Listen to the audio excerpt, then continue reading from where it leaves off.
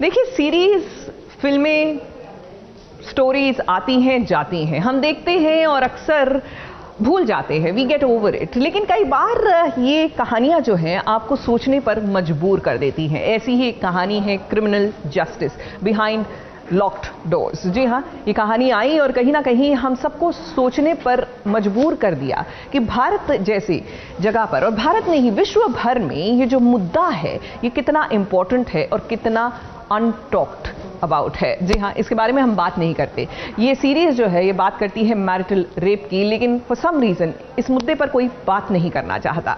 लेकिन इस सीरीज से जुड़ी तमाम फीमेल प्रोटैगनिस्ट जो है वो आई, साथ बैठी, और क्या क्या हुआ उसके बाद आइए दिखाते हैं। क्या एक औरत की बात को समझना इतना मुश्किल है? हर एक विमेन कैरेक्टर, हाँ, आपने जो प्ले किया है सबने, ऐसा ही लग रहा था कि एक औरत के दिल की बात समझना क्या इतना मुश्किल है कि उसे क्या चाहिए क्या नहीं चाहिए। आपके हिसाब से क्या लगता है आपको कि वाकई फीमेल्स को समझना इतना मुश्किल है दुनिया की? फीमेल्स को समझना मुश्किल ही नहीं, नामुमकिन है।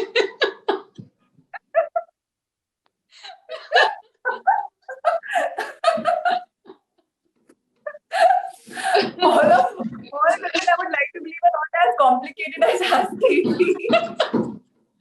Sorry, this is going to continue, so I'm sorry about this. But no, Sneha, I think actually तुम्हारा, हमने सोचा नहीं इस पॉइंट के बारे में, पर जब बोल रही थी कि मैंने सीरीज देखा और फिर मुझे not just my character but तुम्हें हर किरदार को देख के लगा कि यार कोई औरतों को समझ क्यों नहीं पा रहा है, जो उनके साथ लोग हैं, उनके साथ जो दूसरे लोग हैं, why aren't they able to understand.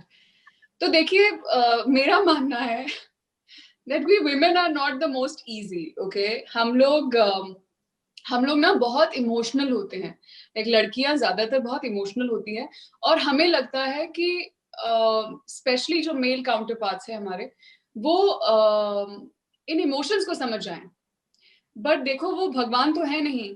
मतलब ultimately you have to express yourself and you have to express yourself in a way which is जो आपको इमोशंस को अलग रखे। आप मतलब पूरे इमोशनल होके अगर आप किसी चीज को प्रेजेंट करते हैं, वो बहुत अलग होता है जब आप उसको ऑब्जेक्टिवली समझते हैं खुद और फिर उस समझ से किसी के सामने प्रेजेंट करते हैं। तो इसका एक ही पहलू है जिसकी जिम्मेदारी I am saying as women we I would like to take, because yes, we are a little more emotional than our male counterparts that way. Secondly, मुझे लगता है कि कंडीशनिंग बहुत बड़ी चीज है।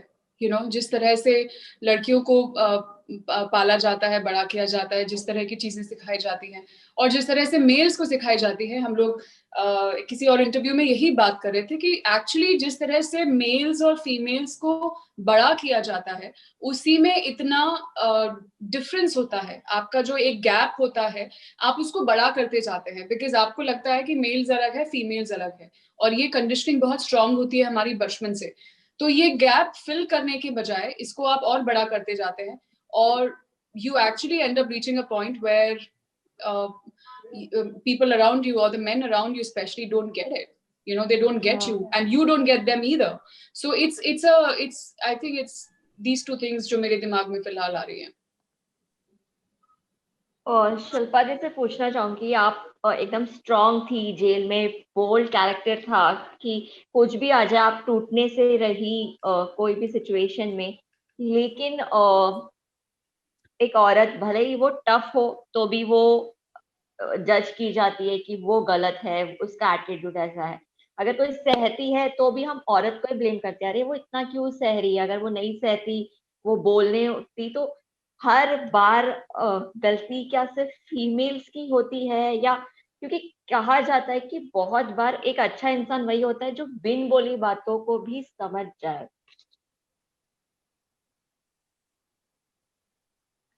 तो क्या हर आई थिंक ये बहुत ही डीप कंडीशनिंग है कहीं पे हमारे सोसाइटी में, जहाँ हर चीज के लिए औरत को ब्लेम किया जाता है। अगर बच्चा अच्छा हो गया तो तारीफ जो है वो सबकी होगी, लेकिन अगर बच्चा बिगड़ गया तो माँ की ही बुराई होती है। बहुत डीप कंडीशनिंग है एंड आई एम श्योर मतलब सेंचुरीज से ये चले आ रहा है और आगे पता नहीं वो कब बदलेगा, but at the end of the day I think ये समझना बहुत जरूरी है कि ये सिर्फ कंडीशनिंग है, इसमें कुछ भी रियलिटी है नहीं। एंड कहीं पे हम भी वो चीज मानने लगते हैं, हम भी ऐसे सोचते हैं कि औरत की ज्यादा रिस्पॉन्सिबिलिटी है। एक तरीके से बड़ी खूबसूरत बात है, क्योंकि ऑफ कोर्स औरत जननी है, फेमिनिन नेचर है, मदर नेचर है, सब कुछ। तो कहीं पे वो डेफिनेटली सूत्र होल्ड करती है बैलेंस का, तो वो एक एक एस्पेक्ट बहुत सुंदर है। पर उसके साथ ये जो बाकी चीजें आती हैं, आई थिंक ये बहुत ही अनफेयर है, क्योंकि at the end of the day वो भी इंसान है और उसको भी गलती करके सीखने का उतना ही हक है जितना किसी आदमी को है। तो डेफिनेटली ऐसा है, थोड़ा सा तो इम्बैलेंस है और उस बात को हम सभी समझते हैं, बट आई थिंक उसके बारे में बात करना भी उतना ही जरूरी है ताकि हम थोड़ा सा ओपन माइंडेड हो सके। मेरा ये सवाल आप सभी से है कि भले फीमेल्स हो, मेल्स हो, बच्चे हो, किसी भी उम्र का कोई भी व्यक्ति हो, उसको फिजिकली टच करने से पहले क्या ये रूल नहीं बनना चाहिए कि उसकी परमिशन जरूरी है, कि वो सामने वाला क्या चाहता है, irrespective of gender, age, कुछ भी। Absolutely. I mean, that is a no-brainer. It should become absolutely paramount to know ki whether it's consensual and completely consensual.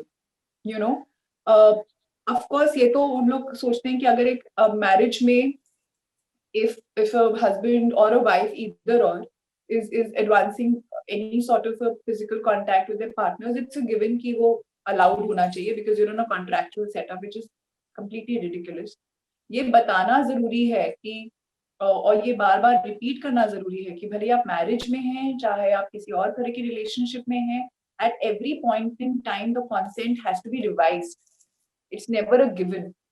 And also बच्चों को ये बताना बहुत ज्यादा जरूरी है। जो फिजिकल एजुकेशन की पहले बातें कर रहे थे, पता भी है आजकल, लेकिन शायद ज्यादा कि कि वो जाने कि अच्छा टच, बुरा टच क्या होता है, ये बहुत बचपन से डालना जरूरी है। That while we are living in a society, while we are here to feel and give love and be together, there is a personal space, and you have to respect your body, and everybody around you has to respect it also, and that has to be mutual. तो वो चीजें आप अगर बचपन से डालें कि ये मतलब एक दूसरे की एक फिजिकल स्पेस को रिस्पेक्ट करो, वो बहुत जरूरी है, रिगार्डलेस ऑफ अ मैन और a woman.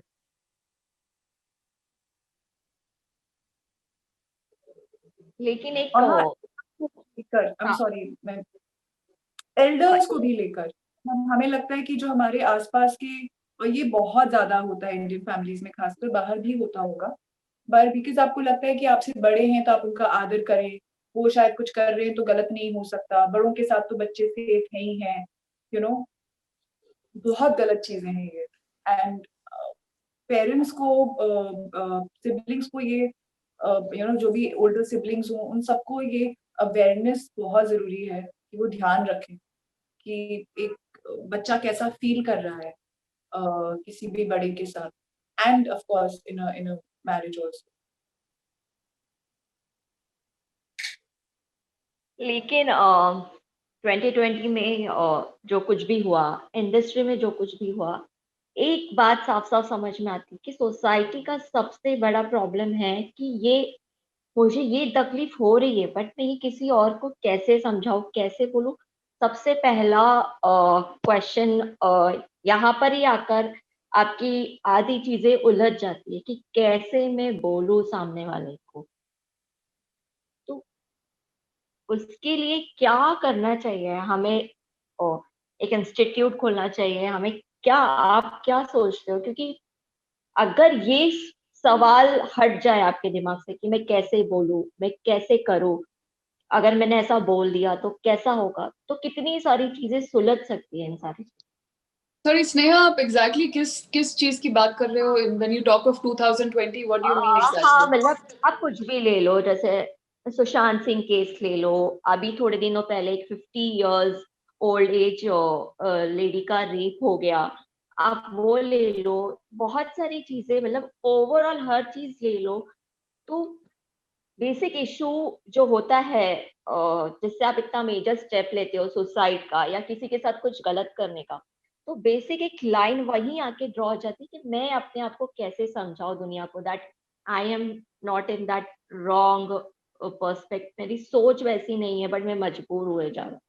I'm so sorry to cut you, Sneha, but can we please keep all conversations only about the abuse piece and the show?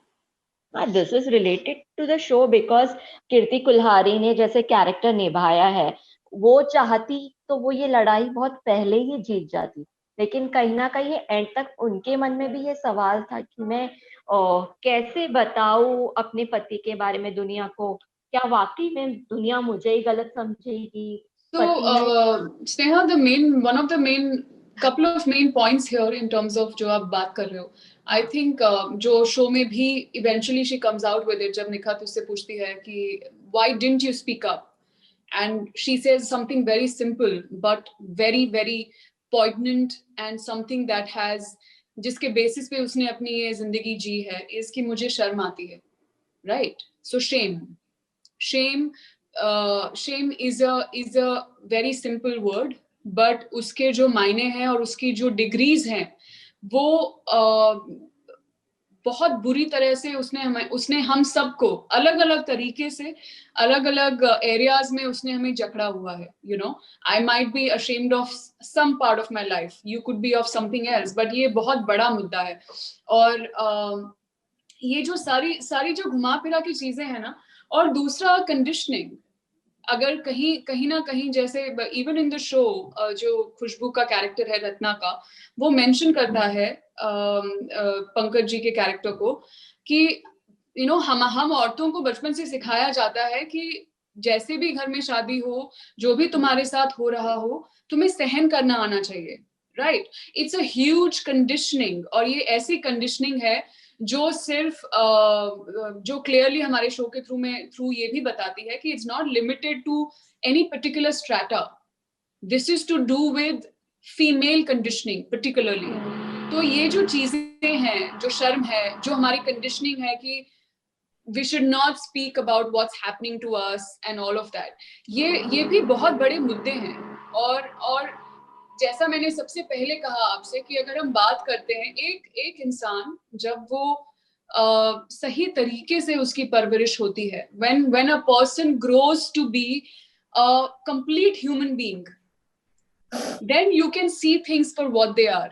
फिर आपके layers of conditioning नहीं होते हैं, आपके you are not veiled by so many curtains of different kinds of conditioning, then you can see things for what they are. और ये clarity हो पाना, ये clarity जिंदगी में लेके आ पाना, it's a huge and a very very arduous process. ये एक रात में नहीं होता है, 2 रात में नहीं होता है. It takes a lot for as I said, these veils to, you know, आपकी आंखों के सामने से झटने के लिए. Even in same going back to the show, my character, she was blinded by so many things, so many different kinds of conditioning, कि उसको बहुत वक्त लगा even ये समझने के लिए that her husband was controlling her, that her husband was abusing her.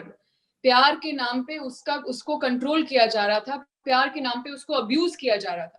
सो ये बहुत हम लोग इसके बारे में बात कर सकते हैं, बट ये बहुत बहुत ही गहरे मुद्दे हैं, और इनके बारे में इनकी गहराई तक पहुंचने के लिए आपको हमसे छोटी मोटी चीजें मिल सकती हैं based on our experiences, but these are मुद्दास which are so deep rooted कि इनका इलाज भी डीप रूटेड ही होगा. ऐसे डिस्कशन से it's great that we are talking about it, it's great that our show is हमारे शो ने एक डिस्कशन के लिए ओपन छोड़ा है, एक डायलॉग के लिए ओपन छोड़ा है, लेकिन we are all trying, when we all have to keep trying, but these things are so deep rooted that it's not an overnight process. I feel sorry, please continue. I would like, sorry, अच्छा नहीं बोलो. खुशबू आप बोलो. खुशबू please, you haven't spoken, just go ahead. Yeah, I just want to add कि हमारी series में भी जो मुद्दा है वो भी मतलब वो इतना ज्यादा नॉर्मलाइज्ड है कल ही मेरी किसी से बात हो रही थी, एक फ्रेंड ऑफ फ्रेंड ने मुझे मैसेज भेजा था एंड उसमें उन्होंने ये मेंशन किया हुआ था कि अरे मुझे लग रहा था कि आखिर में और कोई बहुत बड़ी बात निकलेगी, शायद वो बच्ची के साथ कुछ हो रहा हो और वैसा। तो मेरे समझ में यही आया कि इन मुद्दों को इतना नॉर्मलाइज किया हुआ है कि ये बात, अच्छा इतना ही तो है ना, अच्छा यही तो हो रहा था, जो भी अनु चंद्रा के साथ हो रहा था वो भी कुछ लोगों को लगता है अच्छा इतनी सी ही बात, अच्छा यही हो रहा था, ठीक। तो ये जो बात है ना, वही जैसे कीर्ति मैम कह रही है कि it goes very deep, it goes very deep. और जब बहुत सारे लोग इस बारे में बात नहीं कर पाते हैं कि मेरे साथ अब्यूज हो रहा है या मेरे साथ कोई चीज हो रही है जो मुझे फिजिकली गलत लग रही है, लेकिन मेरी में हिम्मत नहीं है कि मैं उससे कह पाऊं, वो इसीलिए क्योंकि हमें लग रहा होता है कि हम अकेले हैं, बाहर शायद कोई ये बात समझ नहीं पाएगा, nobody would relate to it, शायद किसी के साथ ऐसा होता ही नहीं होगा। बट मुझे ऐसा लगता है आज की तारीख में हम जितने भी लोग हैं या जितने भी लोग इसे देखेंगे, there would not be even a single girl जो अब्यूज का शिकार नहीं हुई होगी, जो हैरेसमेंट जिसके साथ बचपन में या किसी भी तरीके से नहीं हुआ होगा। So this has been normalised like बहुत ही ज्यादा समय से। तो एक शो के जरिए तो बातचीत शुरू हुई ही है और हम भी इस बारे में डिस्कशन कर रहे हैं, तो शायद कोई ऐसा देख भी ले जैसे लगे कि हाँ इस बारे में बात की जा सकती है और इस बात के लिए अपोज करना चाहिए। So this is what I think our a small step towards bringing the change. Anupriya, I would just add one thing here, कि I think compassion is the only way, you know, wherein it's very important कि अगर कोई इंसान आके बताता है कि there is something wrong, या फिर हम उसके चेहरे से देख सकते हैं, जो भी हमारे आसपास लोग हों, फ्रेंड्स हों, फैमिली हों, that they are unhappy in their circumstances, चाहे वो सुसाइड से रिलेटेड हो, डिप्रेशन से रिलेटेड हो, किसी तरह के इमोशनल अब्यूज से रिलेटेड हो, we as a society need to start reaching out to one another. And अगर कोई भी इस तरह के hints मिल रहे हैं तो हमें उनको पकड़ना और उनके बारे में कुरेदना भी थोड़ा बहुत जरूरी है। यू नो, अजीब बातें हो रही है, एक तरह से तो ये हो गया कि प्राइवेसी आपकी प्राइवेसी है, जो अपने घर में अंदर हो रहा है वो उसमें हमारे बोलना नहीं है। एक तरह से ये है कि सोशल मीडिया पे हम लोग हर चीज सामने बाहर रखते हैं and there is a pressure to be happy, honestly speaking, you know, everybody is supposed to be entertaining, you're supposed to be happy at all times, you're supposed to be spreading positivity at all times. अगर भूले पूछे कहीं ये लिख दिया कि अरे आप आज you're feeling under the weather and you're not feeling okay, अजीब अजीब मैसेजेस आने चालू हो जाएंगे एक दूसरे को, या फिर वो बहुत ही सुपरफिशियल अप्रोच होगा and you will start feeling कि अरे am I being negative? I don't understand this. बहुत ही recently somebody mentioned, there was an instance where a mother was telling the kid कि she feels depressed and जैसे हम अपने parents को बोल देते हैं कि अरे नहीं आप जाइए, सैर करिए, यहाँ जाइए वहाँ जाइए, थोड़ा एक्सरसाइज करिए, अभी तो भी okay. Sometimes it is not okay. I think what will be more better is for you to have a conversation with your parent or your sister or your sibling or whosoever. What is the problem? Maybe it will take a longer time. It will, and probably it might just not be anything worse. We might arrive at the same solution. But it's important to have that conversation and creating an environment where we can talk to one another. You know, कभी कभी एक है, मैं उनका नाम नहीं लेना चाहूंगी, लेकिन अगर वो मुझसे खाली ऐसे ही पूछ लेती है ना everything okay, I feel much better because there's a way she does it with. There's a lot of compassion in her, and it's almost as if, yes, when she's asking me that question, she wants to know the answer, not just for the heck of it. So allowing each other that kind of space is right now very important, where you can talk about matters and हम लोग जिस तरह का content बना रहे हैं उससे फर्क जरूर पड़ता है, इन बातों पे, इन डिस्कशन से फर्क पड़ता है, मे बी उतने डीप रूटेड वे में ना पड़े, बट यही छोटी छोटी शुरुआतें ही हैं। जैसे काफी मैसेजेस आए मेरे पास आफ्टर क्रिमिनल जस्टिस। एक मैसेज में तो ये तक बोला उसने कि एक लड़की ने कि she was undergoing abuse for number of years and after seeing the show she kind of understood what was happening to her. She got clarity. So for me, that's a big victory. Even if one person, was able to gain something and of that much value, that's a huge victory. एक चीज मैं आप सबसे जानना चाहूंगी, भले ही शिल्पा का jail में अपने बेल के लिए स्ट्रगल हो, और खुशबू का पंकज जी का प्यार पाने के लिए स्ट्रगल हो, आपका अपनी पेरेंट्स के साथ साथ करियर से अनुप्रिया का डील करने का स्ट्रगल हो, कीर्ति कुल्हारे का अपना एक स्ट्रगल हो कि वो खुद के साथ ही क्या हो रहा है फिगर आउट करने का। तो अपने अपने कैरेक्टर के बाद आपके जहन में क्या एक ऐसी बात है कि नहीं ये तो बदलना ही होगा और ये होना चाहिए दुनिया में, ऐसा एक लॉ कह लीजिए, एक रूल कह लीजिए, अपने अपने कैरेक्टर एक्सपीरियंस से कौन सा रूल सबसे पहले आप सबके जहन में आता है कि ये होना ही चाहिए?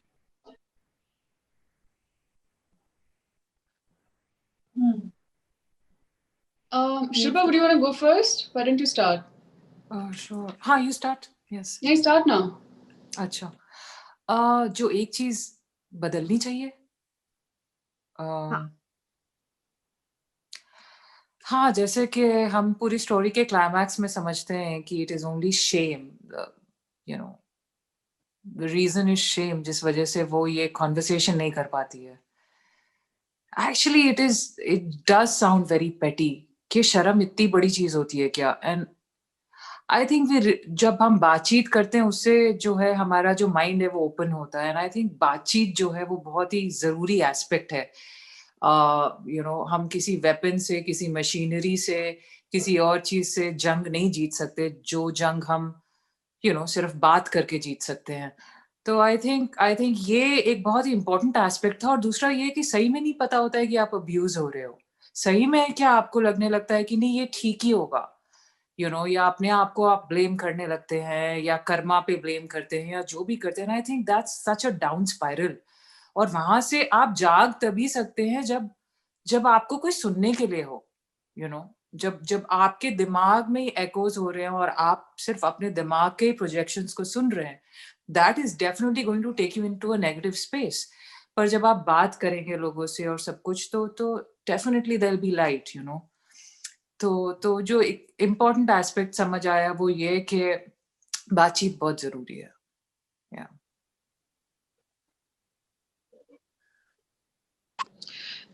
Personally for me, ऐसा कुछ स्पेसिफिक मतलब मेरी फैमिली में ऐसा कोई बात नहीं हुई है.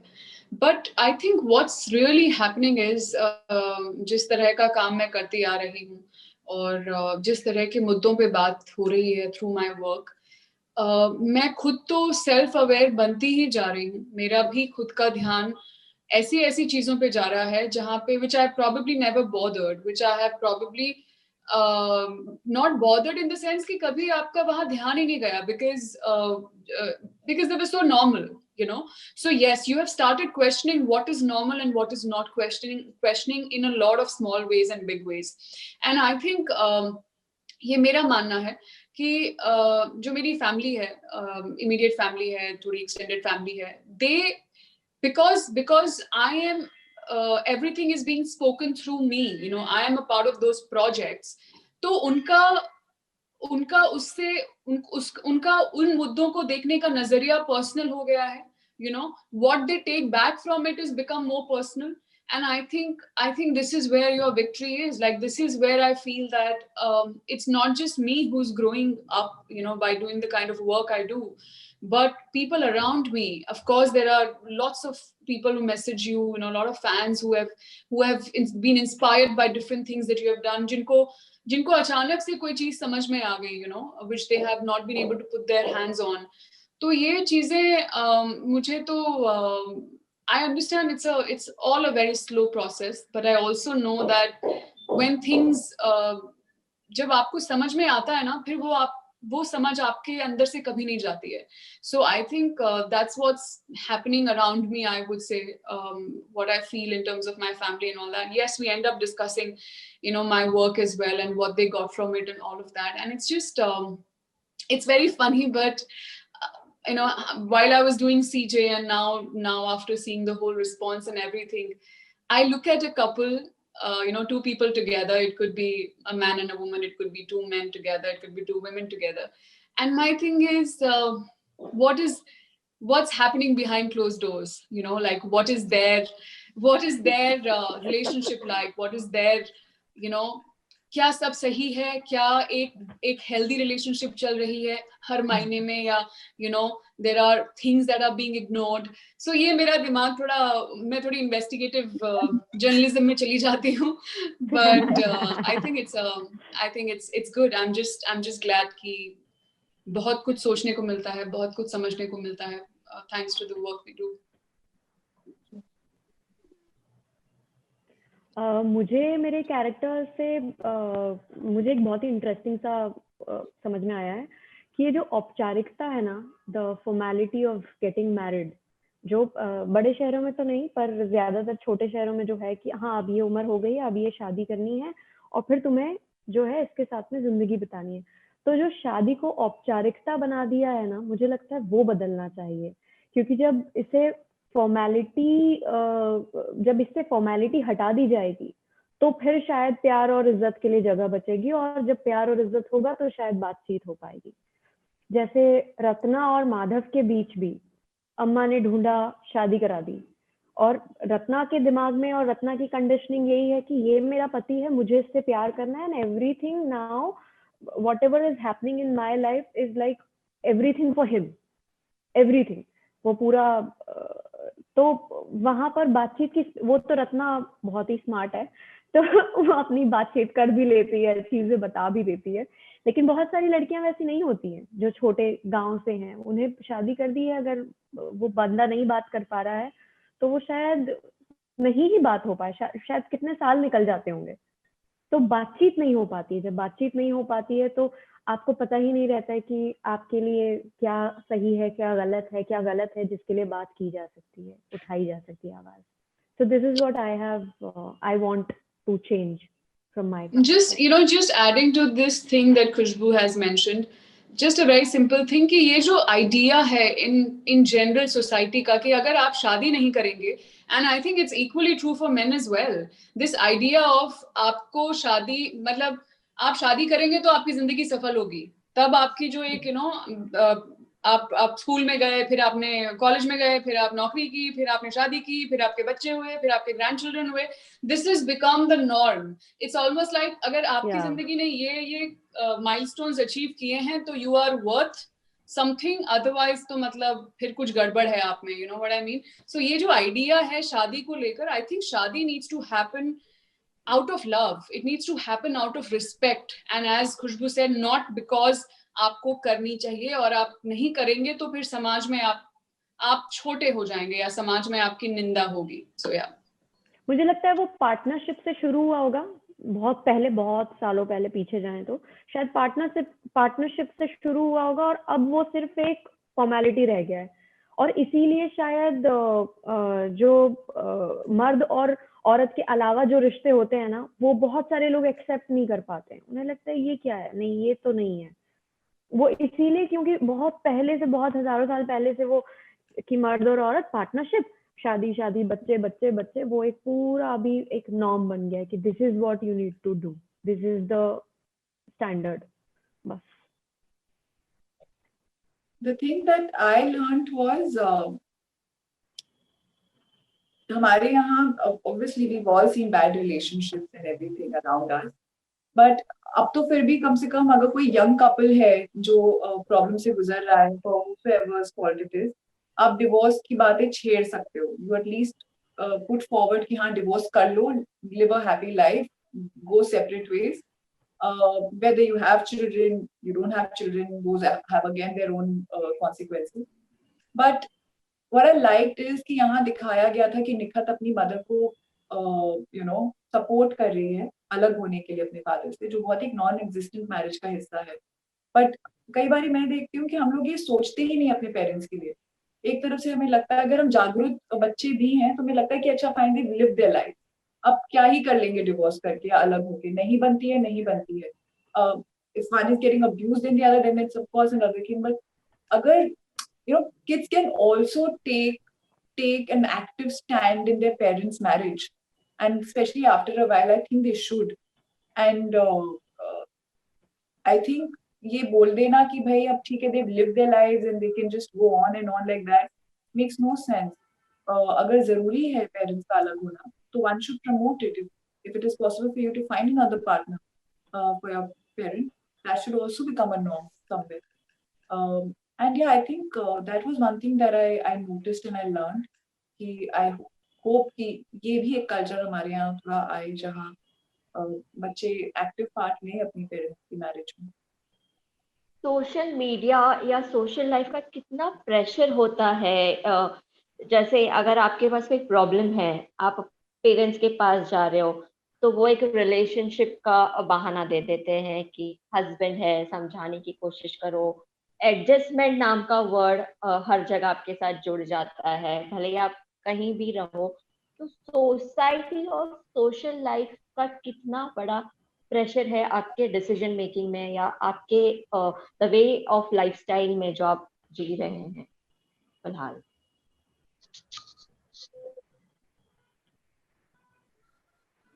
I think the pressure has to do with how much pressure you take. After a while आपको अपनी limitations, अपनी interests पता होनी चाहिए और ये पता होना चाहिए कि आप कितना उसमें involved होना चाहते हो, कितना detached रहना चाहते हो. And every one of us, I think, are figuring that out. अगर आप सोशल मीडिया को अपने पे हावी होने दोगे तो बहुत ज्यादा pressure of all types, you know, like as an actor सबसे पहले तो कोई इवेंट होता है तो उसके कपड़े पिक्चर्स खींचनी पड़ती हैं, सबको टैग करने पड़ते हैं, खाली आप उसके लिए यूज कर रहे होते हैं, अपना वर्क प्रमोट करने के लिए. Social media, I realise during the lockdown and I was very anti social media to a certain degree, and I used to always find a lot of pressure in being a part of it, a compulsion sort. And I realized that this is a beautiful medium to express yourself, to express what you're thinking, what you're feeling, to try and inspire or to just share. And it's such a beautiful medium to just do that, and also to know about other people. If you start looking at it like that, to understand other people or to connect, हमने उसको बहुत ही superficial level पे अभी लेकर रखा हुआ. Benefits भी हैं काफी, but it's also about the perspective that we have towards it on a day-to-day basis.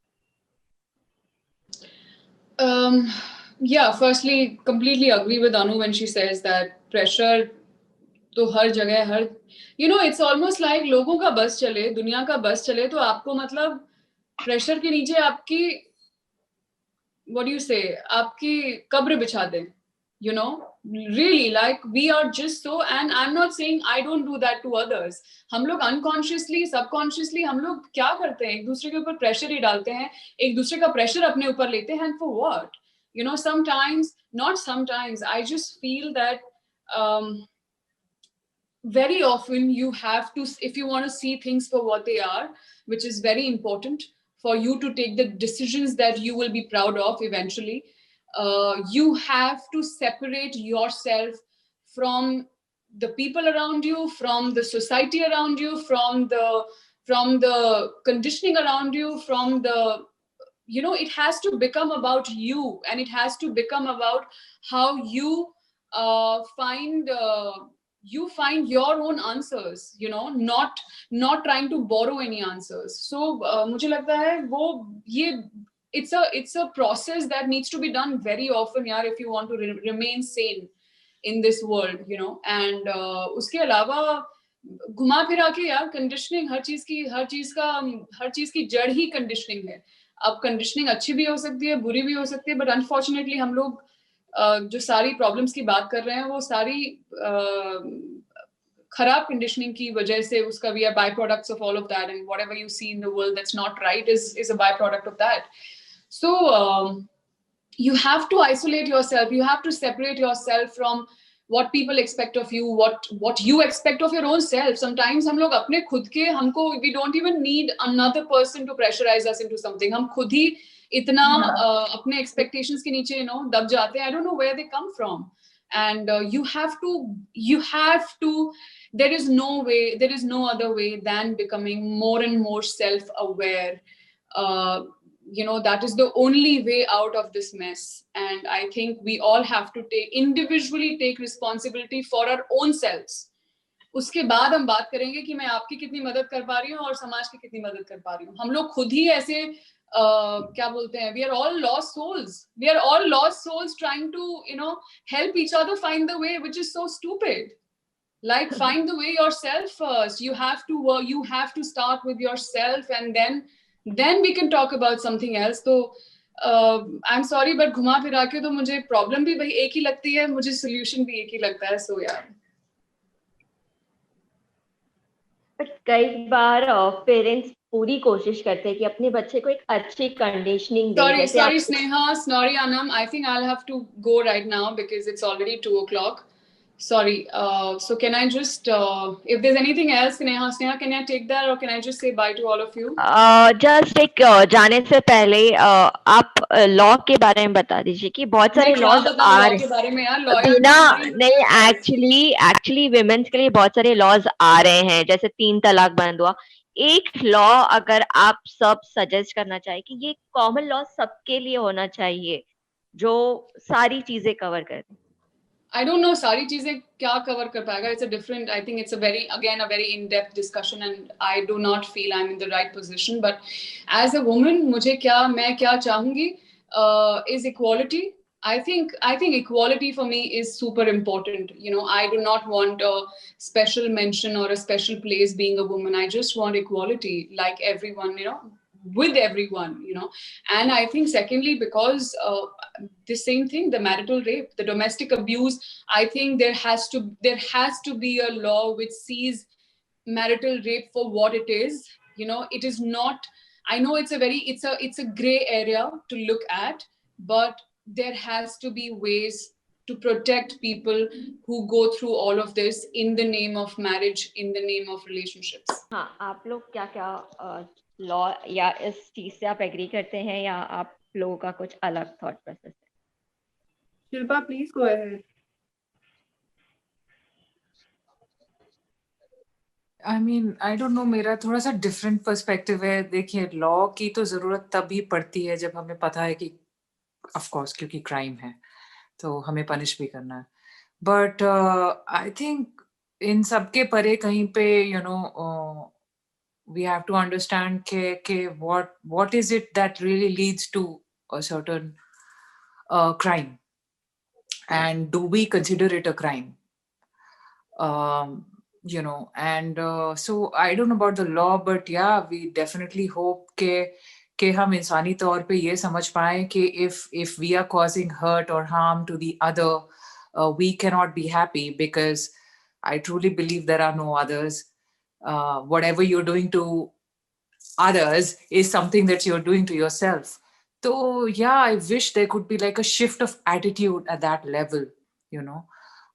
क्योंकि ऑफ कोर्स लॉज तो हम जितने भी बना लें फिर उनके आसपास 36 चीजें और आ जाएंगी, you know. I mean, law तो बहुत सारे हैं, बट यू नो उससे क्राइम कितना कम हुआ है, you know, we don't know. So but yeah, I just hope there could be something that could be done at the level of attitude.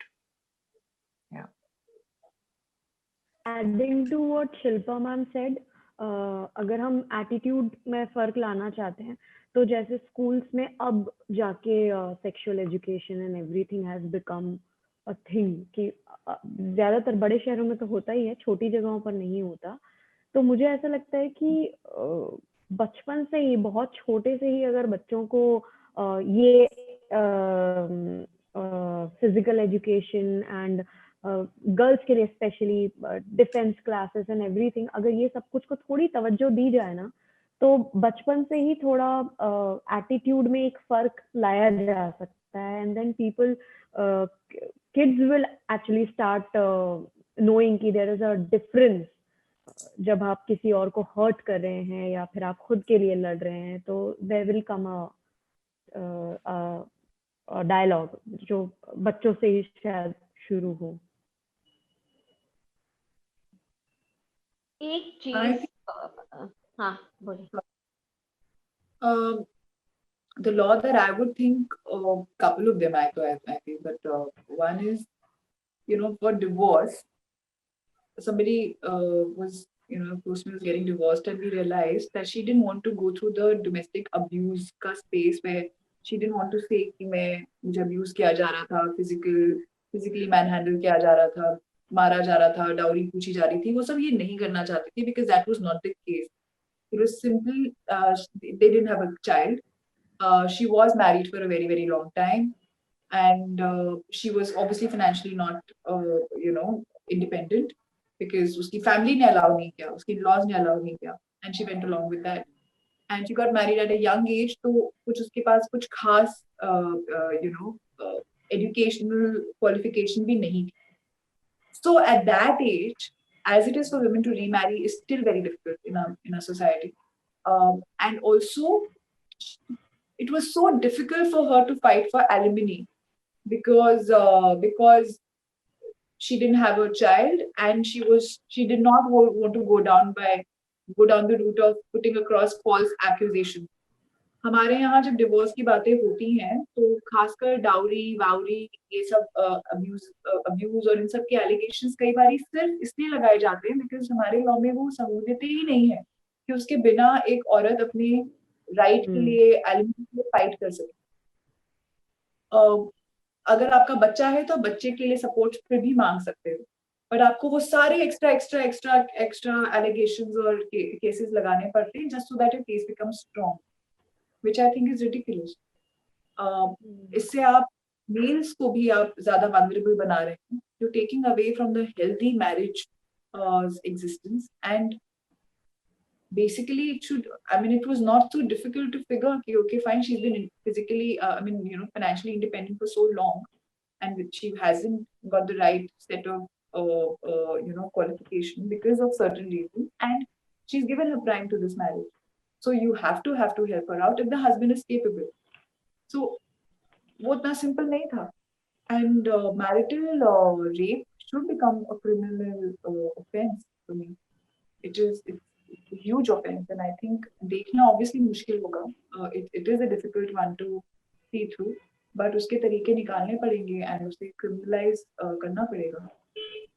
इस पैनल डिस्कशन को खत्म करने से पहले ये तो हमने बता दिया कि एज सोसाइटी हमें क्या करना चाहिए, बट जिनको आपके साथ जो करना है वो उस थॉट प्रोसेस के साथ आपके पास आएंगे ही. तो विमेन्स को क्या करना चाहिए ऐसे सिचुएशन में, उनको अपने आप को कैसे प्रिपेयर्ड रखना चाहिए, हमको अपने आप के लिए कैसे लड़ना चाहिए, अगर आप अपने फैंस को जाते जाते कुछ.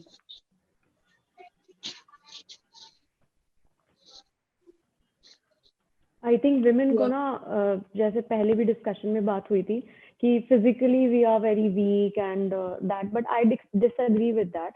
मुझे ऐसा लगता है कि हम लोग फिजिकली बहुत स्ट्रांग होते हैं, लेकिन यही बात कह कर कि अरे भारी सामान आदमी उठा लेगा, और ये सारा कह कर ना इतना सप्रेस कर दिया गया है कि हमने ये सोच लिया है कि we are very weak to fight back.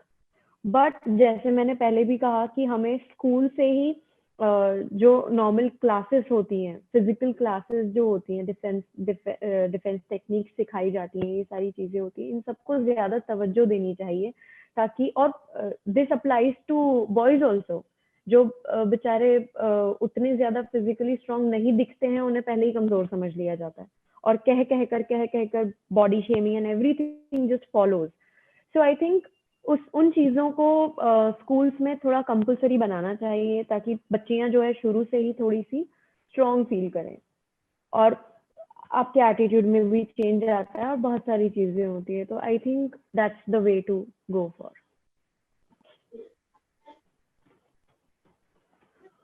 Shilpa?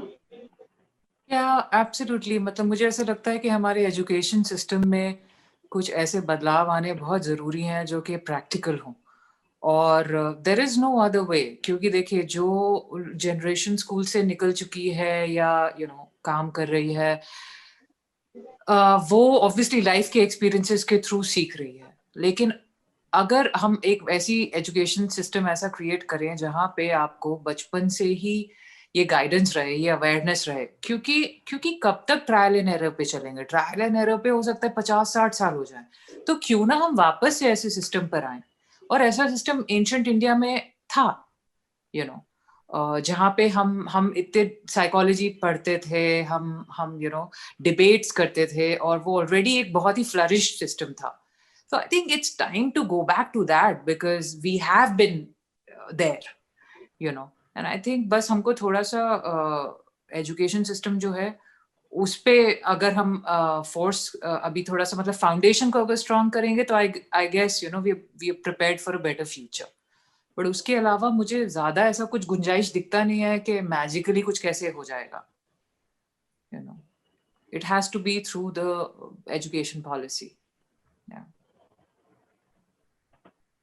I guess हमको सबसे पहले बेसिक चीज ये समझना होगा, मतलब आई डोंट नो सब मुझसे एग्री करेंगे या नहीं, बट हमको हम कहते हैं कि औरत में दुर्गा भी होती है, ममता भी होती है, 9 लेयर्स होते हैं. तो हमको पहले अपने आप को समझना बहुत जरूरी है कि हम क्या सोचते हैं, हम क्या चाहते हैं, हम कैसा जीना चाहते हैं. अगर ना फिजिकल एजुकेशन कुछ भी ना हो, अगर हमने अपने आप के बारे में बेसिक्स जान लिए, तो हम आधी जंग वैसे ही जीत सकते हैं. आई गेस मेन चीज ये होनी चाहिए. वो that is true, Sneha, but I think वो उस लेवल तक पहुंचने के लिए अपने आप को समझना तो सबके लिए ही मुश्किल है, और खासकर हम औरतों के लिए.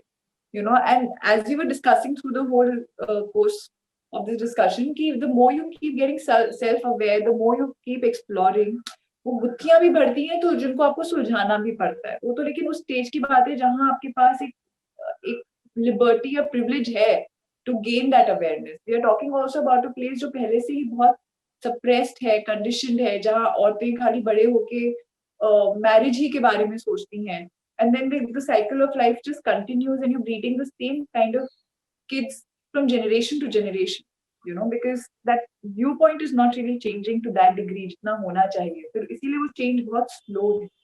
So obviously, education plays a big role. How you condition your children, male, female, both, and also at this stage also, wherever we are in our own spaces in life, हम जितनी इन बातों पे चर्चा कर सकते हैं, अपने आसपास के लोगों को समझा सकते हैं, उनके साथ डायलॉग कर सकते हैं, whether be it friends or relatives or our maids, I think it's very important. Like, I see so many of these girls who come to me and they work with me, and they're smart, you know, they're intelligent, but some just don't have the aspiration, because for them, just getting married by 18, 19 and 20 seems like an escape from the current life that they have. They haven't even thought about it कि हमें आगे कुछ करना चाहती हैं शायद बचपन में कभी कुछ, but वो उनके लिए बहुत ही एक far-fetched dream हो जाती है जो है नहीं. तो जितना भी हम आसपास अपने लोगों को इंस्पायर कर सके, उनके साथ बातें कर सके, उनको थोड़ा सपोर्ट दे सके, that also makes a lot of difference.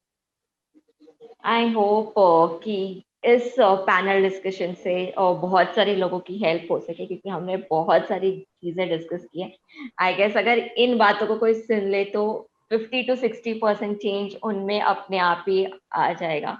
So thank you for such wonderful views और हमारे साथ जुड़ने के लिए और ऐसे टॉपिक्स पे बात करने के लिए और लोगों की स्ट्रेंथ बढ़ाने के लिए. Thank you so much. Thank you. Thank you. Thank you.